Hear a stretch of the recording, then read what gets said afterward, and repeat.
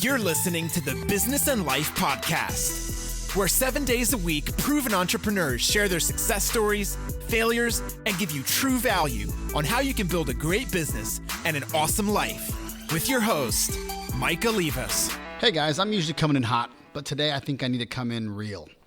My 13-year-old national group travel company was pretty much close to shutting down. I've somehow turned a negative into a positive, but it took about a week straight worth of strategy since all this has gone down. My team and I put together an 11 series best of episode, which I call Coping with COVID in Business and Life. Business owners and employees are going through dire times right now. They're losing their jobs and shutting down their business. I know it firsthand because I recently had to let go of the majority of my employees. A 13-year-old company broken down in a matter of days. I'll rebuild it and I'll make it better and I'll make it stronger. And I want to make all of you just as optimistic as I am. So in a world of nothing but negative news and drama right now, and being forced to do nothing but take in all of this terrible content on the news, my team and I focused all of our attention to bring you the stories of how others have overcome rock bottom, to show you that with great obstacles and challenges come great opportunities. This special series is the collection of the answers of my guest of one of the most powerful questions that I ask day in and day out, 7 days per week on my show. That question is simple. Give me a time where you've hit rock bottom and were able to overcome that disaster. Listen to these stories. Realize that it's a part of the journey and understand that you are not alone. And rolling up your sleeves is nothing new to you. Listen, learn, and get to work. You got this, Life Nation. Now go get it done. Yeah, I almost had to file bankruptcy. Yeah. Wow. I mean, I've made millions. I've lost a lot of money. I made a lot of money. I've seen the ups and downs, and I'm only 29. I still got a lot to go.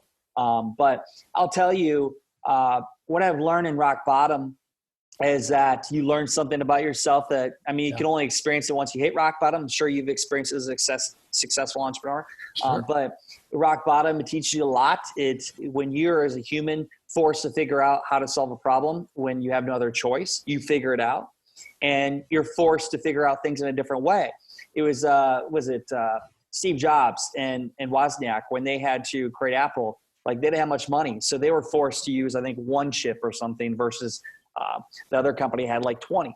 And when they were forced to figure that out, they were forced to do it, and they figured it out, and they made it less expensive and vice versa. So your disadvantage or your temporary setback can actually be towards your advantage if you look at it that way.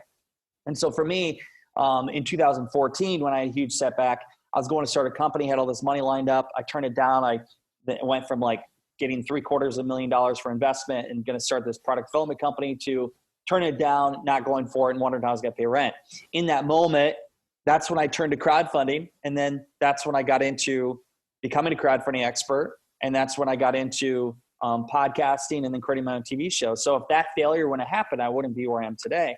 So look at failure as a success in disguise. And also, I guess another tip is when you're doing something, make sure it's profitable. You can generate a lot of money. You can bring in millions of dollars. But if you're bringing millions of dollars and you're spending millions of dollars and you have no profit, then what the fuck? You have no business. Right. So you got to profit. You might just be cash flowing or something, right? Cash flow, profit first. But right. Those are my thoughts. And just keep going, because you'll find out you're going to be tested in the business, especially if you're going after big things. You're going to be tested. It's not easy. But if you keep going and you really leverage the people that are experts in different areas, you can go far. So many people think they have failures in life. And I'm a big believer that there's no failure. There's only feedback. And I actually commit, and you hit on it with talking about continuously learning. One of the things I'm committed to is failing faster, because that's where some of the greatest lessons come from. And in my Domino's Pizza, that was a huge turning point. My wife and I, we became franchisees at the age of 23, which at the time was the average age of a Domino's Pizza franchisee. And they love to really put that number out there. But the number that they did not like to tell people is that the average franchisee went bankrupt 6 months later. Wow. And the reason is because when you're a manager, you couldn't just buy a franchise. You had to successfully manage a store for at least a year before you could then be qualified and to become a franchisee. And so when you're managing for someone, you're following the rules, following the system. But what would happen with a lot of franchisees, the moment they became the boss, I'll do it my way. I'll do it the way I want to. And they quit using the system, and all of a sudden they go bankrupt. And so my wife and I, we were franchisees for 9 years. And although we started making some pretty good money, we didn't know how to spend our money. And by the time we were franchisees for 8 years, we were over $150,000 in debt, owning 2 stores, but going down very, very quickly. And that's when we learned we had to work with us, who we are as a person. And that's when we actually entered the personal development arena, and that turned our life away. And I'll tell you, one pivotal moment, we went from being $150,000 in debt, changed our mindset.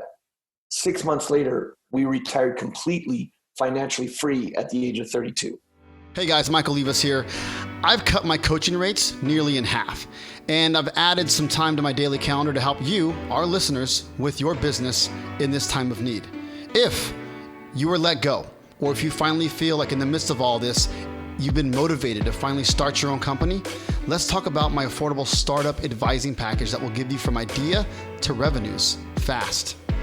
If you are trying to simply keep your company alive after this terrible epidemic, I will give you some great valuable tactics on how I did it, on how to not just let employees go or shut down shop. Let me help you keep your businesses alive and thriving.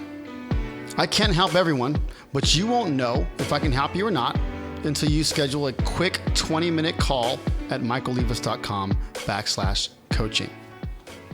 So I left the corporate. I was a corporate trainer, and I was encouraged by a couple of other pretty well-known motivational speakers that I had what it takes to go out there and create my own thing. And I remember like calling people back in the day that we called, right? And tried to get myself booked and here's my services. And I really offer great things, and just shut down day after day after day after day. And I remember creating like a brick wall, like out of bricks. And I've still done this even today because it's just really good, I think. But for me back then, I created a win of just any positive comment that I got, a connection that I made with somebody. If somebody led me to somebody else, I just would like color in that brick wall so that I could see progress of me knocking it down. Like I'm knocking down these bricks every day instead of trying to look at it like, this is how much I made today. This is what I did today. I went one step further today. I knocked down one more brick out of this wall today. And recently, because for 25 years we've had extreme success. And I think the biggest mistake that I've made in recent years is that I didn't take the online marketing world as serious as I probably should have, because I've been so successful not using online marketing or social media or anything. You've been successful with direct sales. Exactly. Yeah, right. Our company was doing, a couple $1 million a year back in, the 90s. Yeah, so it's like, and then all of a sudden we weren't, and it was like, oh my gosh, what do we do? And, I had to try to get up to speed quickly. I was smart enough to bring a social media trainer on board with me instead of trying to learn it all myself, because I didn't have enough time. So I think that you just have to look at your wins and not give up. I mean, that is the biggest thing for an entrepreneur. You can't look at the whole picture. You have to dissect it down. And what was my win today? And, if people I've gone back to the simple basic trainings, like we just did this year as a test with many of our audiences. And I said, the contact or connection can be through social media or whatever, but go back to making your 10 contacts a day, like make 10 contacts or connections a day, no matter what. And it's amazing to me if people would actually do that instead of getting sidetracked or say, oh, I need to go, create this document, or I need to create this graphic and put on, or I need to go onto social media. It's just like, sit down and make 10 connections with people that you think could either be influence or might get you somewhere, or to get their feedback on your products or anything. Just like, hey, wanted to connect. I appreciate you, value you. Tell me what you thought about this. And I always do this in December as a test for my own self and for our listeners, because over the course of 40 years, I've been in sales for 40 years. And I'll tell you what, I can always go back to that. And December is an easy time for me to do that because I'm not traveling as much. I'm not on the road speaking as much. And people aren't buying as much. Right. So you want to know what? They're into their own thing, and they're selling their own thing. If they're sellers, they're out there hustling. Oh, absolutely. Right now. Yeah, and I get it. So I always just play the connection game. And we get business out of it every single year. I get bookings for the new year. I get people wanting to order something. I meant to order, but I've been so busy, I haven't. Oh, I wanted to take your course, but yes, go ahead and sign me up for that right now. I'm so glad you called. I just think that people, they're fearful of actually making connections with people. And I used to have a big sign on my wall, like years ago, see the people. And so I would always be like, okay, I've been in my office today, I've done this, but how many people have I actually seen? And today I think we can do that with how many people, physical people have I connected with? It doesn't have to be in person, but more than just sending a text message or a DM message. It's Sure. like, how have you really connected with this person to show value, to show that you care, to show that you think they're important? These are all things that are going to take you so much further in life than anywhere else. And people just ignore it. After 9/11, my investors pulled out of my brand and I lost my company. Wow. So that was pretty rock bottom. Right. But the more rock bottom part of it was that I was very naive when I built the company. And because I had a corporation before I took on investors, and the lawyer for the company, when you have a company lawyer for people who are starting a business, the lawyer is actually required by law to lawyer for the company, not for you. So it's always important to have your own attorney, but I didn't know that. So the lawyer trademarked the name of the company, my own name, Sarah Shaw, under the corporation name. So that was a very low point in my life. And after I cried to my dad and played what a loser I was and how I didn't know how to do anything but babysit and make handbags, and what was I going to do with the rest of my life, I actually patented a closet organizer a couple years later for handbags and turned that into an extremely successful company.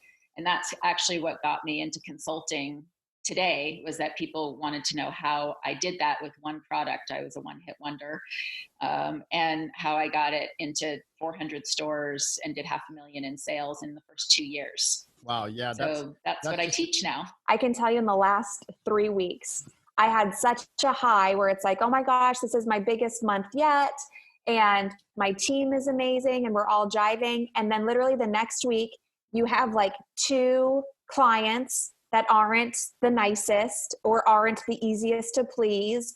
And they just make you hate working with people. And you're like, why do I do this? I don't want to do this anymore. Or you have a team member who slips up and then you don't want a team anymore. You just want to go back to being a freelancer, and you don't want to build a team and have this business. So I feel like rock bottom happens, like it could happen like once a month just because of everything around you. And I thank goodness I have a good community of other business owners, my mastermind, and I have business coaches, and they're like, no, this is normal. It's normal to hate your business and want to totally get out of it and quit.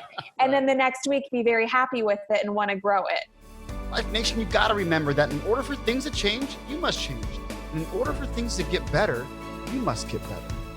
You just got better by hanging out with me, Michael Libas, and the Business and Life Nation. So come back tomorrow because I'm here dropping sound bombs 7 days a week, baby. If you'd like to subscribe, please do, so you can take action and execute. See you tomorrow.